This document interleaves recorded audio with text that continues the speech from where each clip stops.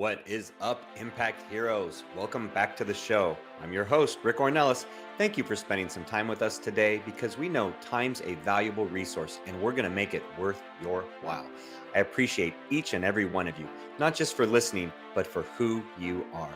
I know you're sparking change to make the world a better place every day, and I am humbled and grateful for your efforts.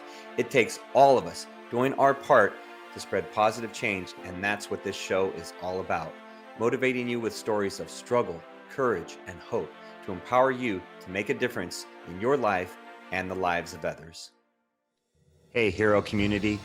We are looking to feature more amazing social impact heroes on our show, and I'll bet all you listeners out there know a few that deserve to be recognized.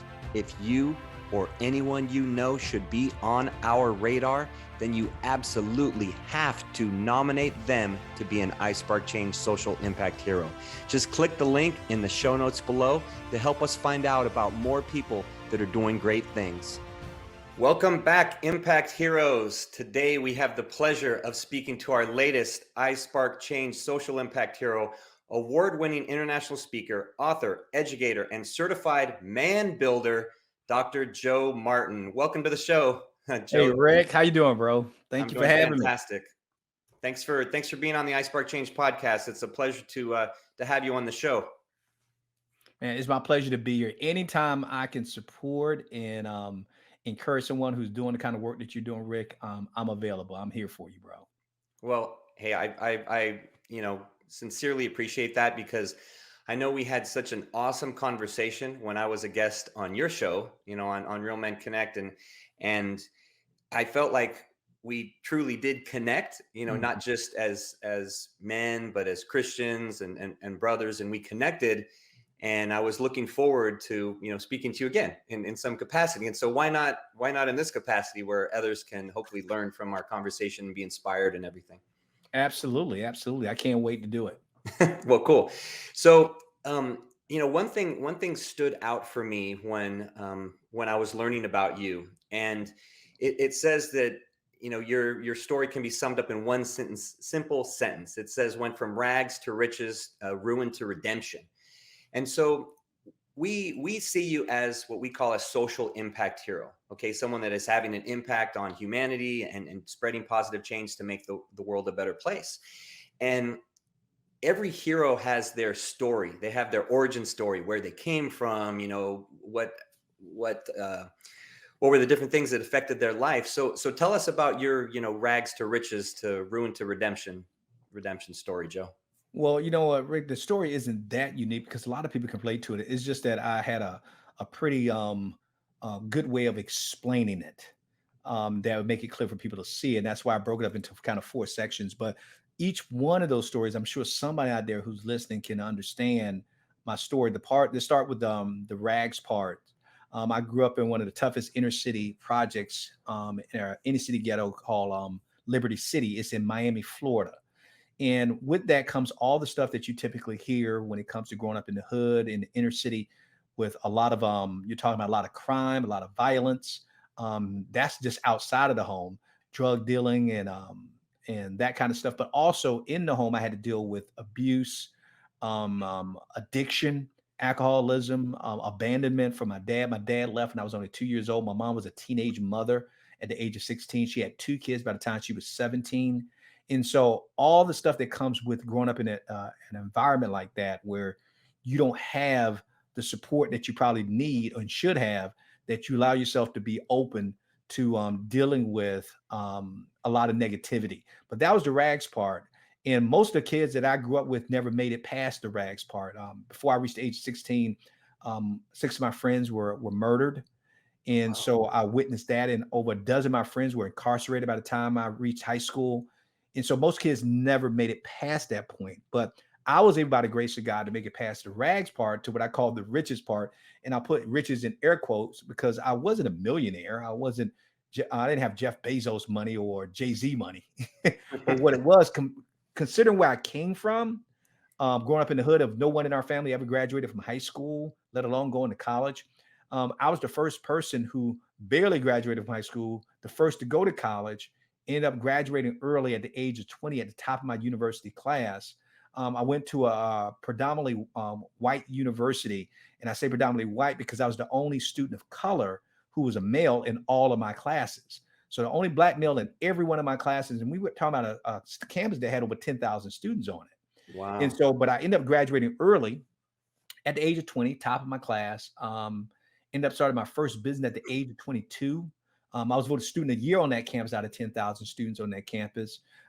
Ended up working for the Florida governor's office at the age of 26, became the youngest professor in the state of Florida at the age of 24, had my doctorate degree by the time I was 28, had written 2 books by the time I reached the age of 30. So no, I wasn't rich, but considering where I came from and where I started, you would have considered me rich because I was able to move my mom out of the projects. I bought my first home when I was a senior in college. So that was the rags part of my story. The ruin part of my story is that I had it all and I had achieved all this stuff before I reached the age of 30, but I lost it all by the time I reached the age of 40 because I got married at the age of 22. I had started a business at the age of 22, a clothing store with my ex-wife, and we pretty much had it all. And we had the life that most people would dream of when it comes to where I started to where I was. Had a son and everything, but I lost it all because of my addiction to porn, and which ended up turning into a full-blown sex addiction. And I'm convinced that it turned into a full-blown sex addiction because of the resources that I have. It's one thing to be addicted to something, but when you have the resources to get what you want, when you want, and how you want it, then there's nothing stopping you. So that was just throwing gasoline on a fire. And that ended up Wow. ruining a 16-year marriage that I had with her and a 22-year friendship that I had built with this woman. And so I lost everything pretty much by the time I reached the age of 40. I say everything. I didn't lose everything. The only thing I didn't lose was custody of my son. I got joint custody of him. But I had lost half Thankfully. my wealth, had risked my health. It's by the grace of God I didn't come up, didn't attract AIDS or something because I was having reckless sex sometimes. But I lost pretty much everything, my integrity. I lost my reputation. I was actually in the church at this time. Just because you go to church don't make you a Christian. It doesn't make you a disciple of Jesus Christ. And Yeah. so I lost pretty much everything by the time I reached the age of 40. That was the ruin part. But the redemption came is in my late 30s. I met a man when my marriage was tanking, and he mentored and discipled me, and it changed my life. And that's probably the biggest understatement I can ever say on your show is that this man changed my life. He had 8 kids. He was also an educator because that's where my background was in education, but he made less money than I did. He had no social status. He's not even on social media even today. And this man took me into his home because he brought me down to do some work with the kids in my old neighborhood in Liberty City. This is after I pretty much have lost everything, and now I'm trying to just figure out my way. And then when I Yeah. met him and I stayed with him in his home, that's when it changed everything because I saw him around his 8 kids. I saw him around his wife. And for the first time in my life, I had realized something, Rick, that I had become a very successful male, but I had failed as a man. See, I was successful as a male because every male that I knew wanted what I had. Yeah. But when I saw this man didn't have what I had, but he had more than what I had, but it seemed to the world he had less, and that meant everything to me. And I'm thinking, wow. And I remember, and I'm sparing you a lot of the details of all of these different chapters in my life. But I remember telling him when he took me to the airport, because he didn't think he'd see me again. And he gave me this bag full of resources. I'm talking about like one of those plastic bags, that unbreakable bags, the tough bag. There's DVDs, CDs in it, books in it, all about being a man, being a husband and Wow. father, and resources that he used in discipling his kids. And I'd never seen anything like it in my life. And I broke down crying when he shared that with me. And he says, "Why are you crying?" And I told him, I said, "My whole entire life, I've been the person that people come to for answers, and they're admire me because of quote my success." I said, "But I don't have what you have." And I've always prayed to God that he would send me someone, and God never answered my prayers. I said, and then I meet you. If you just knew how I met him, Rick, it would just blow your mind. But I said, but God led me to you and I met you. I knew it was God how I met him. Mm-hmm. And I said, you are the one. I said, I know you have 8 kids, but would you adopt just one more? And he broke down and crying and he said, yes, I will. Wow. And he's now been my spiritual father now for the last, I guess it's going on last 16 years, 16, 17 years. And he texts me Incredible. every day. Wow. Wow. Got a text from him this morning. That's Every beautiful. day. And so he changed my life. And then he told me when I, of course, because we're close now and I'm close to his family, I'm always saying, I'm thanking him profusely for everything he's done for me. And he said, Joe, you don't have Mhm. to thank me, man. I said, well, Howard, what can I do? What could I ever do to repay you? He said, Joe, you don't owe me anything, but I will ask you to do just one thing, not for me, but for the kingdom. I said, you name it, Howard, I'll do it. He says, go make disciples. So the Wow. redemption part is not just that God restored me and my family. I got now another wife. I have a daughter who's not my biological daughter, but you can't convince her that she's not my daughter. She calls me daddy, and she's now has my name. Um, I'm not talking about that. Beautiful. That's redemption in itself because I don't deserve to have a wife. I don't deserve to have a daughter based on what I used to do to women. And I have my own son too, as well. And God has restored that. But the biggest thing where God has redeemed is that he's now using me to launch a vision called Real Men Connect, where I help men out there, Christian men, win at what matters most. That when I wasn't taught, in other words, what Howard did for me, I'm now doing it on a massive scale all over the world. And he's one Yeah. of our biggest supporters, Rick, because he knew, he said, I told you to go make disciples. I didn't have a clue you were going to do this. And now you're talking about having the top rated podcast on Apple Podcasts for Christian men in the world, having a community of hundreds of men, which we disciple them on how to be better spiritual leaders, better husbands, better fathers. Now speaking all over the country at men's conferences and doing men's retreats and that kind of thing, teaching them how to be godly men. Not because Yeah. I have all the answers, but I'm pointing them to the one who has the answers. So that's my rags to riches to ruin to redemption story. Yeah, that's incredible. That's incredible, Joe. Thank you for sharing everything. And I want to touch on some things, that I heard in the story that I think are really important for our listeners, as every every hero has a journey, and Mhm. and a hero's journey is filled with peaks and valleys and challenges and struggles, and that's what I feel really connect us all is the stories of our journeys, our individual journeys, like yours or mine, and we connect and we relate in different ways. And one thing that really stands out to me, Joe, about your story is I almost it almost has like a prodigal son type theme to it with Mhm. you to Howard, because you said he became your spiritual father. You were coming back after, your addiction with porn and your breakup of your marriage, and like you said, lost everything, quote unquote everything, and that you're coming back and that he accepted you into his home, into his family. And then he helped you figure out what your deeper calling and purpose was. I mean, what are your thoughts on have you ever thought of it that way, as like a prodigal son type story? Yeah, to me, not only did I thought about it as being the prodigal son, I was the prodigal son on steroids because I could hear God's voice telling me to come back. And I didn't want to come back. And I was mad at God. I was upset because of where I started. And then God blessed me. Then I abused his grace and his mercy. So I did I did see myself as a prodigal son, but sort of like the prodigal son, his special child who just, because I knew the story of the prodigal son, but I still thought I had a better way. I thought I knew a better way of doing it. I could do it my way without anyone knowing about, because I eventually had to go back and deal with my past. Of course. And that's what Howard got me to do as well. When Howard didn't know all the stuff I've been through, he just knew where I started. He knew I started in the hood, where that's where he taught school is in Hmm. my Hmm. hood. Yep. But when he started getting to the deeper stuff of my story, I started sharing stuff with him I never shared with anybody. And that was from my traumatic past, being sexually abused as a child for 3 years, being suicidal from 12 to 16. Yeah, I talked about the rags part, but I left those details out.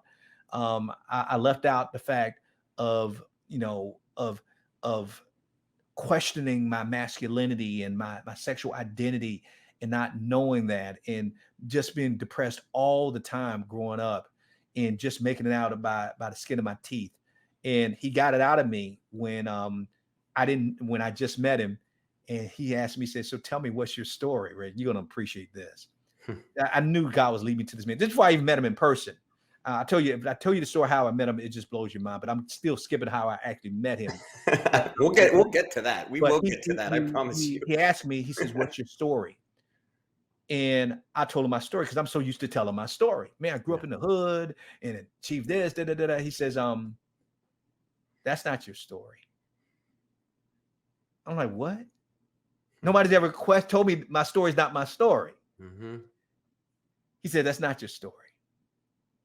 I said, "Excuse me." At that time, it was Mr. Mintz. I said, "Mr. Mintz, I don't understand." He says, "I don't want to hear that you made it out of these projects because you got a good education and you got you a great job. So you're ready to move your mom out the hood. I'm not talking about that. That's not your story." I said, "I don't understand." I said, "What story are you talking about?" He says, "Did my son," I met him through his son. He said, "Did my son tell you what I do?" I said, "Yeah, your son said that you're a teacher at Horace Mann Middle School, which is the worst middle school in Liberty City, right? Wow. In my hood," which I was shocked because Howard's white. And I never saw a white child. I never met a white child till I was 12, living in my hood. Wow. And so I never saw white men at all, except if they were at the clinic as a doctor, free clinic that we had in our neighborhood. Yeah. So he said, "Did my son tell you what I do?" I said, "Yeah." He told me you teach at Horace Mann. He said, "Yeah." He said, "Did he tell you that?" At that time, Howard had been in education for like 22 years. He said, "Did he tell you in the 22 years I've been here, I've been to 28 funerals?" Oh, wow. Of middle school kids, Rick. Wow. And I'm saying, "What?" I said, 28. He says, "Yeah." He says, "So excuse me, Dr. Martin. These kids don't even make it to high school. So I don't want to hear about you going to college. I don't want to hear about the great job you got and the money you made. I want to know." This is what he says. He said, "I want to know, how'd you survive this?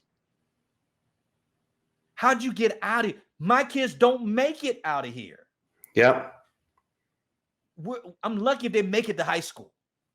Yep. So please forgive me, but I got to know, how'd you survive this?" That's the story I'm asking you about.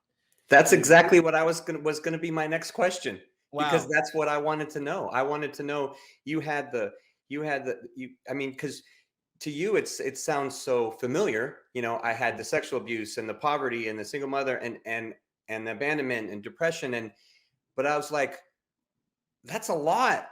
That's a lot, honestly. And you know, you're in a different place now to look back on it. That's a lot for anyone. One of those things is a lot for anyone to deal with. Any one of those in itself. So I was thinking exactly like Howard when you were telling the story. I was like, okay, but how did you get from there? How did you get out of there? I mean, when you said you barely graduated high school and everything. So like, how did you get from there to where you're like, hey, I'm past that point? Because you know, those journey, you have those battles along the way. Those hero's journey, you got those battles along the way. You got to slay those dragons here and there. That's like, you know, your first dragon or you know, multiple dragons that you're slaying there. So how did you get how did you get past that point? Well, that was the question that he asked me because he wanted to know what can he do to help the kids that he was Yeah. educating. And when no one had asked me that question like that, and that's when I broke down crying on the phone with him because I hadn't dealt with it. That's when the stuff I was telling, because I never mentioned the abuse before in my stories and all this other stuff. And I told him, I said, "How did I survive?" I said, "Barely." I said, "Mr. Mintz," I said, "I had a gun in my mouth at the age of 16, ready to blow my brains out." Oh man. I said, "No, I don't wish what I went through on anybody." I said, "I can't." I said, "It's by the grace of God. I wish I could write you a script. I was hanging on by my fingernails." And nobody wants to hear that part of the story because a lot of people can relate and thinking, "I'm ready to give up." I was ready to give up. Mm-hmm. I told him, I said, "But at 16, when I had that gun in my mouth and there was no one in the room, I heard a voice, even though there was nobody there. I couldn't see anybody." And people say, "You heard an audible voice?" It felt audible. I can't describe it. Mm-hmm. I know if you had a recording on, you wouldn't have heard anything, but it was so loud and clear. And I knew it had to be God's voice Mm-hmm. that he was telling me. He told me, "Don't do it." And I'm telling Howard this. And I said, Mr. Mintz, I said, I was just angry. I'm like, God, why not? Because if I don't kill me, somebody else gonna smoke me anyway. Because I'm watching my friends die. Mm-hmm. He'd been to 28 funerals. I've been to 6, and I thought that was 6 too many. Yeah. And so here I am. I'm like, God, and I'm crying. I'm crying out to God. I said, God, I said, what have I done? What did I do to deserve to be raped for 3 years? Yeah. What did I do for my mom to be depressed all the time and struggle with her drinking? What did I do to make this man leave me? Who's supposed to be my dad? Mm-hmm. So I'm angry, and I said, God, I don't get this. Why won't you let me kill myself? Just leave me alone and let me do this. And the voice kept saying, don't do it. And I'm telling Mr. Mintz this. He said, trust me. I said, but I've tried trusting you. I said, I wasn't the greatest student in school, but I said, but I don't get in trouble. I haven't going to jail. I don't gangbang. I don't sell drugs like my friends. But yet, while this bad stuff still happening to me, you telling me to trust you, but look at what I've trust. I'm still starving. I'm not eating. My mom's not cooking. She's not taking care of us. My dad doesn't call. Nobody's checking on me. This is what, trust you for what? And I said, the voice kept saying, trust me, it ain't over. And I said, Mr. Mintz, all I said to myself was, God, I'm not going to do it. But you got to promise me something. You won't let anybody smoke me and kill me. Because that'd just be cruel and unusual punishment when I could just do it now and get it over with. Why let me get killed by somebody else in my neighborhood when I could do it myself? Yeah. And I said, promise me that you won't let somebody else kill me. Just let me make it to my 18th birthday. Because that was a special age in our neighborhood. If you made it to 18, you survived pretty much. Because most kids didn't make it to 18. They were either in prison. When I say make it, it wasn't just dying. I don't want to be in prison by the time I'm 18. Mm-hmm. And so I'm telling Howard all this. And I said, God, if you just let me make it to my 18th birthday, I said, I'll make a promise to you that if I get out of here, I'll come back. I'll come back to these projects. I'll come back and help somebody else. And I won't ever put another gun in my mouth again. But you got to let me live. Just let me just make it. So I told Howard, I said, Mr. Mintz, I barely made it. And then, as they say, the rest is history. But the problem came, and that's why I say I'm a special prodigal child, is when I did make it, guess what? I didn't fulfill my end of the promise. And I would go back. When Mr. Mintz asked me to come back down to speak to Miami, that was the first time I ever returned back to my hood to speak. And you're talking about at that time, I think about maybe like 13 years had passed since I had left the hood. Yeah. And so I had been back there and been to my neighborhood in over a decade. He said, he said, Joe, but you speak all over the world. Why? I said, because nobody's ever invited me to come back to speak in Liberty City. He said, well, I'm inviting you, but we can't pay you. Yeah. Man, don't worry about paying me. I'll pay my own way. Thus is the reason why I stayed with him. Because in Miami, it's expensive to get a nice hotel in Miami. So he says, Joe, you're going to pay your way to come down here. You're going to pay. Yeah, we're not paying you a dime. He said, at least let me put you up. And then the rest is history. Yeah. It's just, I just hear so much of God's work in every facet of your story. I mean, all the details, if you peel back the layers, you see God working. And I think one thing that is important for people to understand if they're struggling like you were, and I know I've had times in my past where, tragedies and struggle, is that, you start making those deals with God and you start praying and you start looking for things to get better, things to improve. And I think one thing that is helpful for people to know is that it's not always going to be on our time. That it's on God's time. And, just because you pray for an answer to come in 5 seconds, it's not, it may take some time because, God's working in ways that you can't see and in better ways always, at least that's what I've seen in my experience. Like I remember getting laid off for the first time in my life right after we relocated from California to Texas in 2009. We had uprooted our family, moved to Texas to join this startup company. 18 months later, the company went belly up. They called Mm. us on the 3rd of July, the day before the 4th of July. And they said, yeah, the company's shutting down. Venture capitalists pulled the money. We're all shutting down.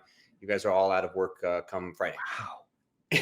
and we, and, at first you're like, what, God, what am I going to do? How am I going to feed my family? How am I going to pay my mortgage? All this. I mean, Mhm. no severance, no anything, you're done. And that ended up being, and we had a French exchange student that was arriving like 2 days later to Oh stay my with us for the goodness. summer.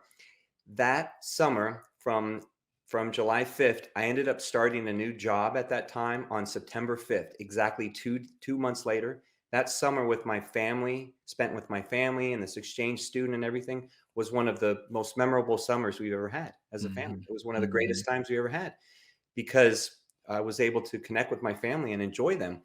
And had I fought it, I think I initially did, of course, you go through that period for, where you're struggling and weeks and praying. And I think a lot of us go through, like, it sounds like you were going through that, we kind of fighting it and wanting things to be faster on your time. And then when you're open to God and let him be a part there, then, he has everything under control. If you can trust and have faith, he Mhm. has everything under control. And I think that's, in your community, I know that's a way that you help others. I mean, I know you've impacted so many lives across, the world in different capacities through your community and your speaking and everything. So, Joe, one of the ways that for the H in hero in our social impact hero, it's an acronym, and the H, we say that a hero honors their purpose.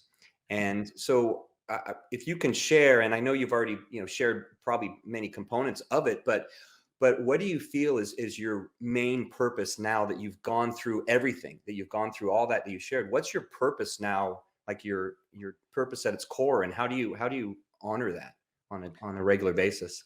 Well, it goes to we teach men about having a vision statement or a purpose statement.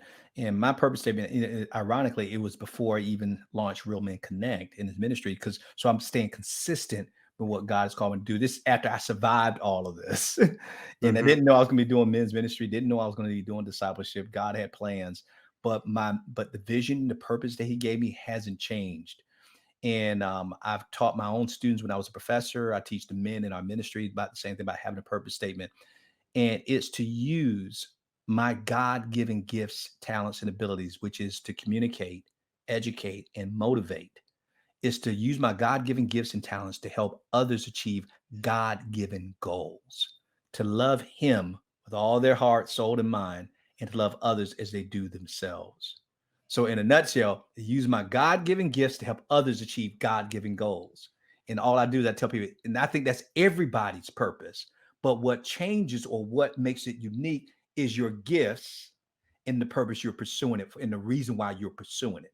Hopefully, we all should be pursuing it for the same reasons, is to love God and to love others, because Jesus says that that is the first and great commandment, to love God with all your heart, soul, and mind. And the second is just like it, to love your neighbors you do yourself.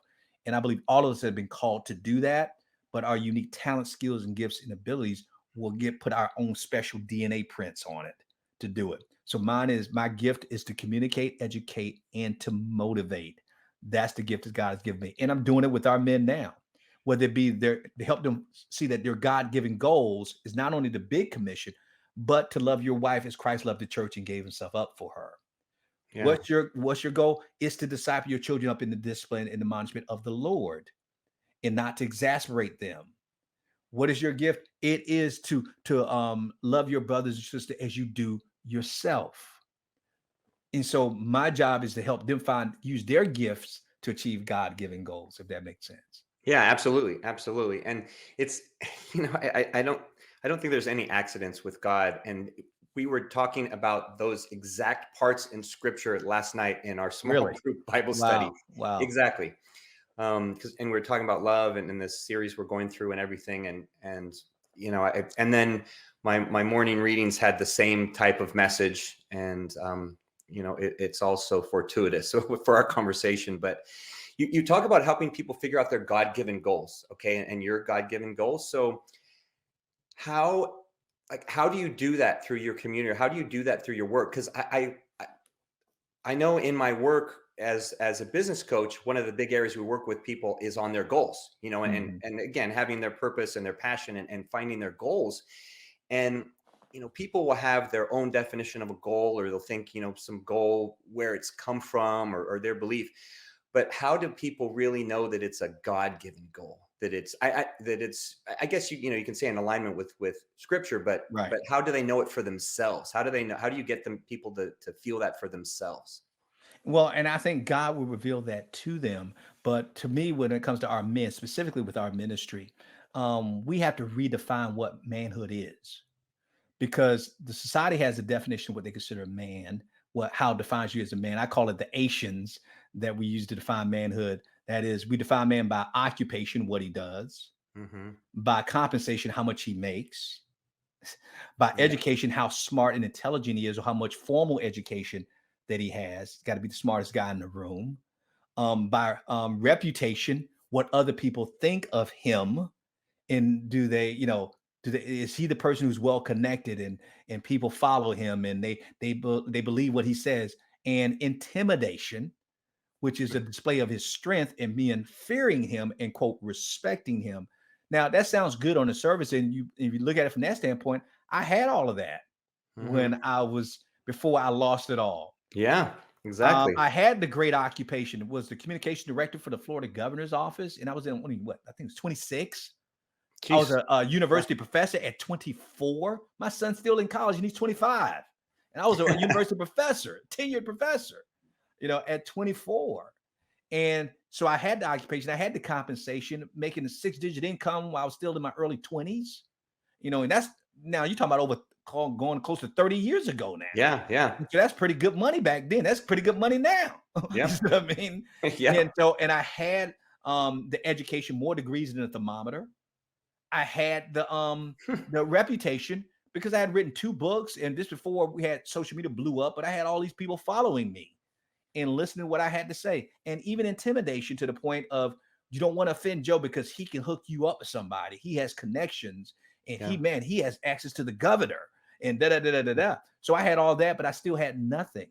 So with our men, and to answer your question about how do you get them to pursue God-given goals, first of all, it's what they focus on. And the Holy Spirit will reveal it to you if it's in alignment with God. But here's what I do for our men. Let's look at what matters most. What matters most. And if you want to look at what matters most, look at the perfect man, Jesus Christ. Yeah. Now, what mattered most to Jesus as a man, and which means I'm going to now use myself to look at myself through this kind of lens, and becomes my pursuit. It really, Rick, isn't a goal, because not something you can achieve, is something that you live. There's nothing wrong with having goals, but I think goals are sometimes overrated. Yeah. Because think about Tom Brady. He's won the Super Bowl how many times? Now, okay, you've done that. Okay, your life is over. You're done. No, he's going to go pursue the next thing. Mm-hmm. But when you're living out your purpose, you never fulfill it. You can only keep pursuing it and living it and blessing and impacting people with it. So let's look at Jesus. 4 areas. This is what I teach our men. And it's not me coming up with it. We're just putting Jesus' life under a microscope, under a magnifying glass. What did Jesus do as a man? One, he led his family spiritually. And a lot of people say, well, Joe, Jesus didn't have any kids. He didn't. No, no, no. Your family's not just your kids. Your family is who you give your love to the most, who's around you in proximity, who you spend the most of your time with. And he led the disciples. He had a mom. He had cousins. He had brothers and sisters. They still watched him. He led his family spiritually. In other words, he wasn't passive in his approach to how he was living his life. He was doing it with intentionality. He was leading his family spiritually. Number 2, he was loving and serving others sacrificially. Sacrificially. So he was taking care of his responsibilities. And we know that he loved us sacrificially because he gave up his life for us. 3, he was leaving an eternal legacy that we're still living in even to this day. We always talk about leaving generational wealth to our family members, and that kind of, and leaving generational wealth is good. But what's more important than the wealth you leave behind is the faith that you leave behind. See, Jesus realized that it's not about becoming a situational man. This is about being a generational man. And that means that he's going to be remembered. Your family should remember you, even if they never met you. People, your kids, your kids, kids, your kids, kids should say, man, that Rick guy had to be a great man, because they're still talking about him even today. So leave an eternal legacy. And last but certainly not least, Rick, I would say this is where I think we fail as a society. Jesus showed us that we must teach others how to do the same, how to lead our family spiritually, how to love and serve others sacrificially, how to leave an eternal legacy. Because when Jesus' last words to his disciples before he left this earth and said when he told us he was coming back again, his last words weren't go build more churches, go feed the poor, go house the homeless, which is all good stuff. Go take care of the widows, go take care of the orphans. Those are great things, but those weren't his last words. His last words was go make disciples. That was Howard's last words to me. Remember I told you when he told me, I said, what can I do? He says, Joe, you don't owe me anything, but I want you to do something for the kingdom. Yeah. What's that, Howard? You just name it. Go make disciples. Yeah. I wouldn't be here if Howard didn't make a disciple. Rick, you wouldn't be here if somebody didn't disciple you. And so to me, that shapes my goals. Now that I know that this is the bigger picture, now what I'm pursuing is Real Men Connect. Now, I want to launch a podcast. Okay, is this podcast going to help me help others lead their families well? Is it going to help me teach them how to love and serve others sacrificially? Will it leave something behind that people are going to remember for generations to come? And will they be able to take what they've learned here and teach other people? I'm going to be a college professor. That's my goal, is to become a university professor. That's my goal. Will me being a university professor, will I teach and be an example of how to lead your family spiritually? Will I be an example of how to love and serve others sacrificially? Will I be an example of how to leave a legacy? I haven't taught in I don't know how many years now, full time. My students are still reaching out to me and say, I remember when. That's called leaving a legacy. And they're telling their kids about the professor they had who only had one class with. One class. Yeah. And am I teaching them how to do the same? That's why I say my purpose is to use my God-given gifts to achieve God-given goals. What are God-given goals? They're going to be point you in the direction of leading your families spiritually, loving and serving others sacrificially, leaving an eternal legacy, and teaching other people how to do the same. That's what Jesus did. And if it's good enough for him, it's good enough for me. Yeah, I agree 100%. I think that's why we connected so well when I met you, Joe, is because, and I appreciate you going through the goals because, and really breaking it down that way, because for me, I know that one thing that comes to mind for me is you explain that. So my purpose is to love and to give and to serve others. Right. And that's at the heart of everything I do. And my father, who I know, I think I mentioned when we spoke last time, who passed away in 2019 at the age of 96. He was not a wealthy man in terms of monetary wealth. I mean, he was, but he was one of the most generous people that I've ever known. And he helped disciple me. He's the one that taught me faith and why my faith is strong. Right. And, why I've been able to go through a journey of faith and to grow because of what he taught me. And he's the one that taught me, I mean, the biggest things that he taught me are faith and family and love. And those are, foundational components of what I do every day, along with love, give, serve. And you're right. I think that's something that is missing in society, is that, to go disciple to others, and I can see why your podcast is successful and your community has grown and everything, because there's, when you have a deep understanding of that, and you can really understand how you can live that life filled with love and filled with purpose. I mean, that life on fire, so to speak, that it's a beautiful place to be. I mean, it's an incredible place to be, and it also is an attractive place where others will be like, "Ooh, wow, I want some of that. I Mhm. want to be that way, and I want to learn how to live that way." And that's what we're hoping to do, with this podcast, is we want to, have people hear stories like you, and be empowered like yours, and be empowered to, change some things in their lives and everything. Rick, you know what's So something that's ironic that when I look at Howard's life, and I never really thought about it until we've been talking about it, is remember I told you that when I met Howard, he didn't make as much money as I did. yeah. He didn't have the social following that I had. He didn't have the reputation. He didn't have all the degrees. He didn't have this. But it wasn't the goals that he achieved that attracted me to him. It was the purpose that he was living. What did I see him do? He was leading his family spiritually. I just Mhm. recognized that he was modeling Christ to me. He was leading his family spiritually, 8 kids and a wife, and he was leading them well. I saw him loving and serving others sacrificially, not only at his home, but when he went to school, because I was with him for a week. And Mhm. so I got to go to Horace Mann with him. That's one of the schools that he ended up having me speak to 16 schools, man. Oh, geez. In my hood. Yeah, 16. I said, dude, come on. But In I a mean, week. I didn't have a Jeez. voice. It was all in a week. In 5 days, I went to 16 schools. Oh, man. But I got to see him in front of at the school with a female principal, and I saw him working with the kids who were indoor suspension.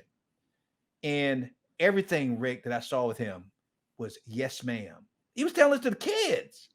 They were asking me, yes, sir. And I'm like, wow. And I saw that the level of respect they have for him, but he was loving and serving them sacrificially. Because I even asked him, I said, why did you pick these? You could have taught anywhere in the county. The county is like I think the third largest school district in the country. You Jeez. could go, yeah, you could go anywhere. Why come to Liberty City?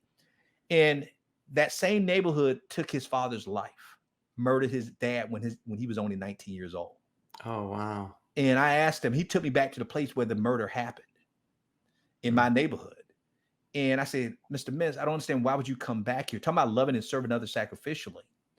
He says, Joe, don't you get it? I said, no, I would be angry and resentful and bitter and angry. He said, no, Joe, they took my dad because they didn't have one. And so I figured if I came back and became one, they would never have to take another dad again.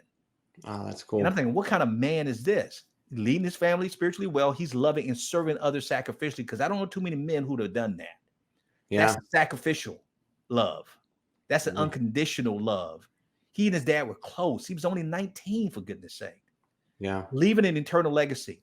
My wife and my kids, they've met Howard.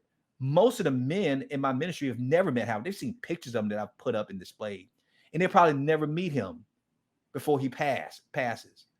But we're still talking about him. Yeah. Yeah. That's And the then the legacy. men who will never meet him will still talk about him. That's leaving an eternal legacy.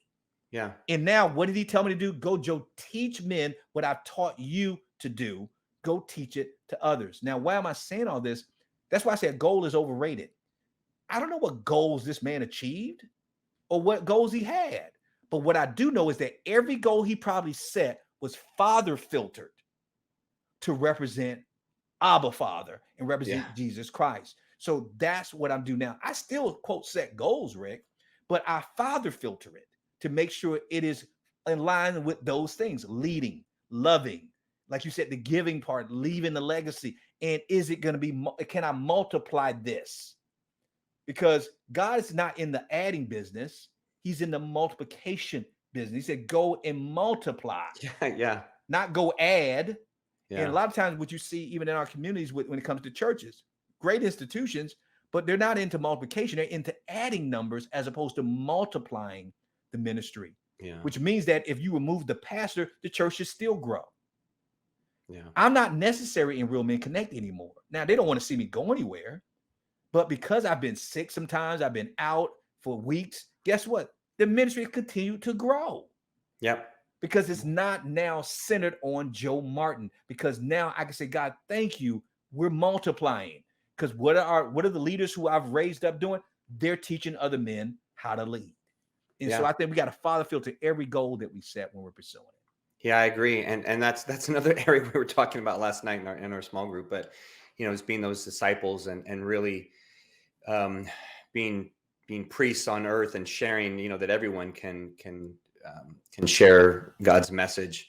So as we near the end, one thing that's important for us at iSpark Change is we talk about every action as has a ripple effect, that you never know what that single action will do to affect others. And it may be something small that you've done on your part, and it trickles far beyond where you may ever even see it or realize it. So obviously, Howard had those kind of impacts for yourself.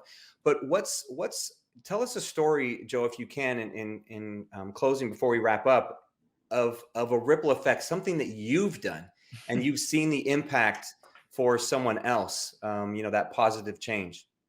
That's an easy question, but also the toughest question you could ever ask me. Because like you ask me to pick like a favorite child or something.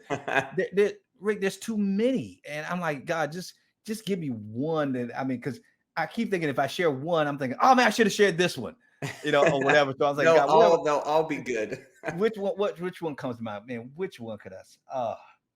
I will share this one with you because if you live old enough, if anybody in education know what I'm talking about, is that a lot of times when you see kids, you don't think I'm not making a difference. I'm not getting through the little Rick and he ain't paying attention with it. I got a million stories, Rick, but I got to I'm going way back because it reminds me of one of the first times it happened. That's why I'm going back to it, not all the stuff that's happened since then. And because I don't even think I shared this with our men, this story.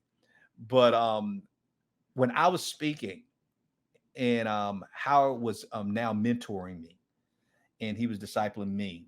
I had to speak in Colorado, and I was speaking about purpose, purpose. And when I was done, this guy came up to me with a guy in a wheelchair, right? And the guy in the wheelchair was blind, and they were rolling up to me, and he was rolling them up. The guy was rolling them up to me. The guy who's rolling up, his name was Daniel. And so Daniel was rolling them up to me. And he says, Joe, and I forgot even the guy's name in the wheelchair, the blind guy in the wheelchair. He says, he wanted to meet you after you spoke. So I wanted to introduce you to him. I said, okay, great. Yeah. So he's talking to me and everything. But we didn't realize that the guy in the wheelchair was really leading Daniel to me.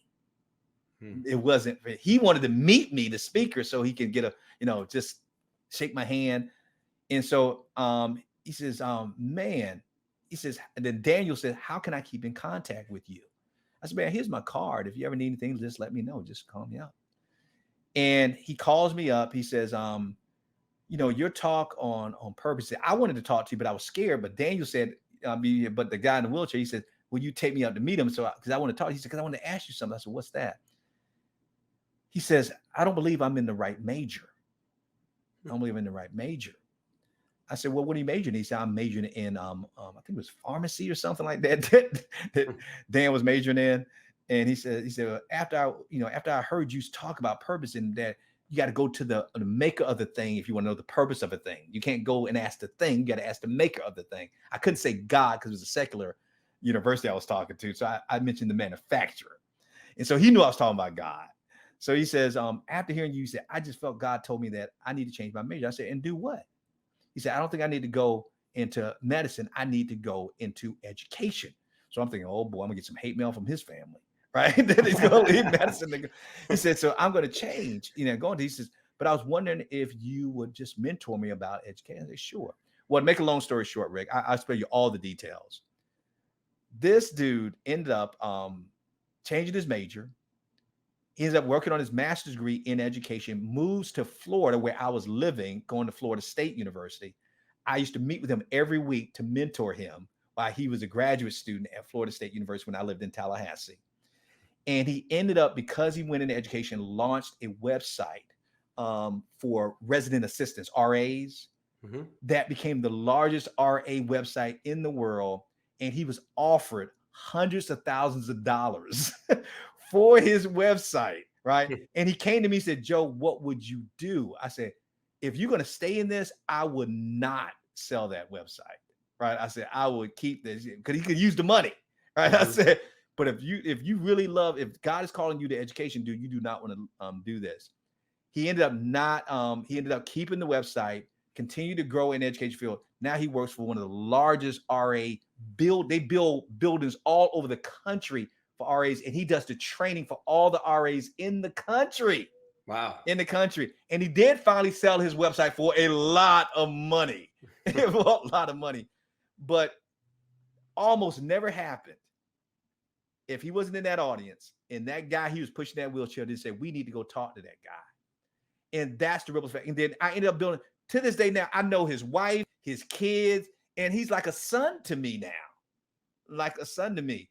And all that happened just because I showed up and I made myself available to God and said, God, use me as an instrument, as a tool. And Yeah, so I can share beautiful. stories like that all day, and it just blows my mind. Like, how in the world could you can't predict something like that ever happening in your lifetime?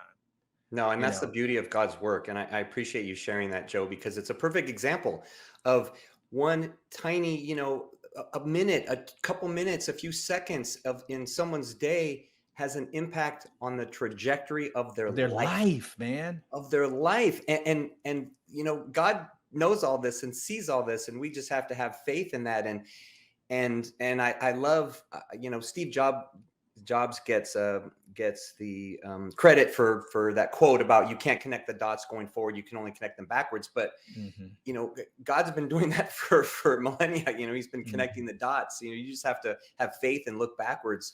And so I mean, that's how it's been in my life, to know he's always connected the dots when I look back and always made it happen. And I love you sharing that kind of story, because we want to empower people to know, look, if you go out there and you are doing God's work, if you're being positive, you're spreading positive change, you are going to have some positive ripples from your day. Even if it's just a smile at someone that could be the lowest point in their day. There's always little things that you can do, every little tiny act.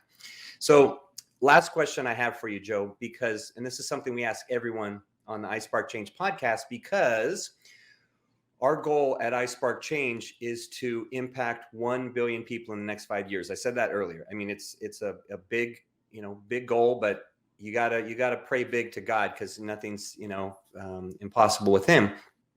And to get there, we know that we need people like you, social impact heroes that are doing the work you're doing, that are having those ripples all over the place, those thousands of stories all over the place, because then that continues and it spreads.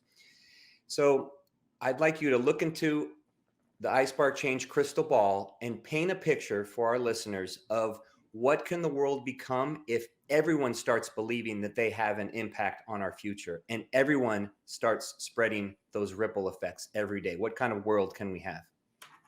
Wow, what a question, man. I would say the short answer is we will have the world that God intended for us to have, and the impact that he intended us to have on other people. In other words, when we say our Father prayer, we say, our Father who art in heaven, hallowed be thy name. We said, your kingdom come, your will be done on earth as it is in heaven. We spend so much time building our own kingdoms and our own worlds that I think if we actually pursue what God wanted us to pursue, we would start building his kingdom. And so what would that kingdom look like? It'll be a piece of heaven here on earth where people will be extending others grace and mercy, even if they disagree with one another. There wouldn't be the issues that we're facing in society today, where that you cancel culture and people labeling you quick if you don't agree with them as being a racist or a misogynistic or whatever. I think we would create a world that would love like Jesus, that would lead like Jesus, that would serve like Jesus, that would forgive like Jesus, that would disciple like Jesus. I think it would be heaven here on earth. And we're never gonna, we're never gonna be free of any problems that we have in society, not on this side of eternity. But that doesn't necessarily mean we can't create spaces of heaven wherever we place our feet, wherever we walk, in the company that we keep. And hopefully, I hope that each one of us will make a decision like this. Okay, now how can I bring heaven to somebody else? Because when I met Howard, he showed me something that I wasn't used to seeing. I didn't. It wasn't all the stuff I thought would make you, quote, successful as a man. And what he had, I realized that money could not ever buy me, but only the love of Christ could meet those needs. I don't know if you've heard this before, Rick, but they said that God created us with a hole in our heart, but it's not a hole, it's a cross shape. And we try to fill it with everything else but Christ.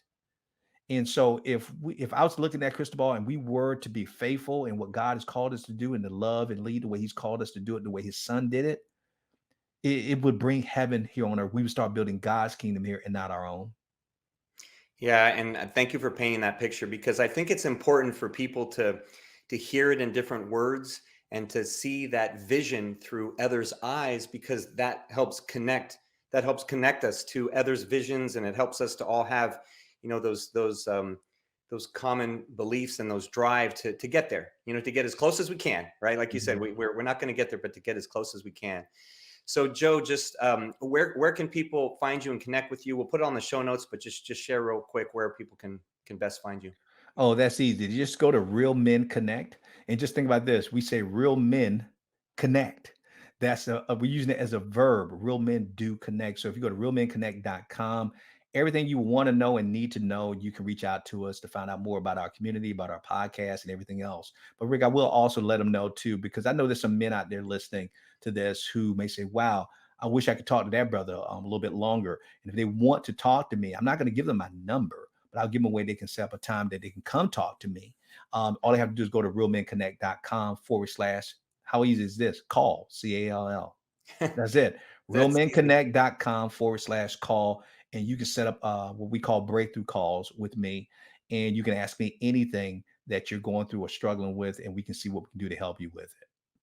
Well, awesome. I know a lot of people will take you up on that, and you may have a lot of calls coming your way when the show So comes it's out. okay. But I'm glad you mentioned that too. That you got to get in where you can fit in, because the slots get taken up, as you can imagine, very quickly. But I always put slots just aside for people who are not part of our organization who want to reach out to me and connect. And it's probably one of the highlights of my day when I do that.